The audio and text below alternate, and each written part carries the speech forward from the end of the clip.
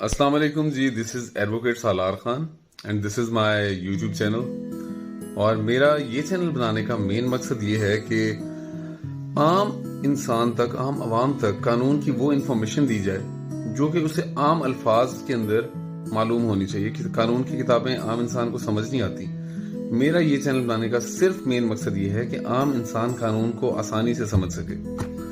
اور میرا آج کا خاص طور پہ ٹاپک یہ ہے کہ کیا کوئی شخص اپنے والد کی زندگی میں جائیداد میں سے اپنا حصہ کلیم کر سکتا ہے. کلیم کرنے سے مراد یہ ہے کہ اگر اس کا والد اس کی زندگی میں اپنے بچوں کو فی الحال حصہ نہیں دینا چاہ رہا یا پینڈنگ رکھنا چاہ رہا ہے یا چاہ رہا ہے کہ میرے مرنے کے بعد ان کو حصہ دیا جائے، فی الحال میں اپنی زندگی میں اس کا مالک رہنا چاہتا ہوں، تو اولاد کیا جا کے عدالتی طور پہ کوئی اسٹے لے سکتی ہے یا کوئی اس طرح کا دعویٰ کر سکتی ہے کہ ان کو ان کا حصہ جلدی دیا جائے. تو سب سے پہلی بات تو یہ ہے کہ جب تک ایک انسان زندہ ہے اور وہ پراپرٹی اس کے نام ہے تو قانون میں کوئی ایسا طریقہ ابھی تک نہیں بنایا گیا کہ آپ زبردستی عدالت میں جا کے اسٹے لے کے اولاد باپ سے اپنا حصہ مانگ سکے.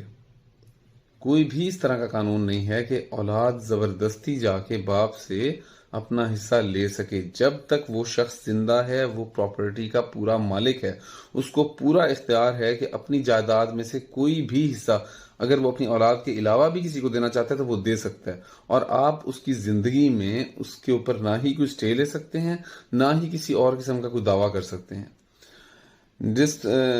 ڈسپیوٹس مختلف طرح کے آ جاتے ہیں. مثال کے طور پہ اگر والد جو ہے اپنی زندگی میں کسی اولاد کو زیادہ حصہ دینا چاہتا ہے، کسی کو کم دینا چاہ رہا ہے نافرمانی کی وجہ سے، یا کوئی اولاد زیادہ فرما بردار ہے تو اس کو والد زیادہ حصہ دینا چاہ رہا ہے، تو والد اس چیز کے لیے ایک وصیت نامہ بنائے گا اور اس شخص کے مرنے کے بعد اس وصیت نامے کو اصولی طور پہ فالو کیا جاتا ہے. لیکن بعض اوقات ایسا ہوتا ہے کہ اولاد اس وصیت نامے کو نہیں مانتی اور عدالت میں جا کے قانونی طور پہ کہتے ہیں کہ جی جو اسلام میں حصہ ہے ہم اس حصے کے مطابق مانتے ہیں. پھر وہ جورسڈکشن آف کورٹ آتی ہے کہ کورٹ جو ہے وہ کیا قبول کرتی ہے. زیادہ تر 90% جو ہے وصیت کے اوپر ہی کورٹ جو ہے وہ عمل پیرا کرتی ہے. اگر وصیت 100% ٹھیک ہے تو اسی وصیت کو مانا جاتا ہے.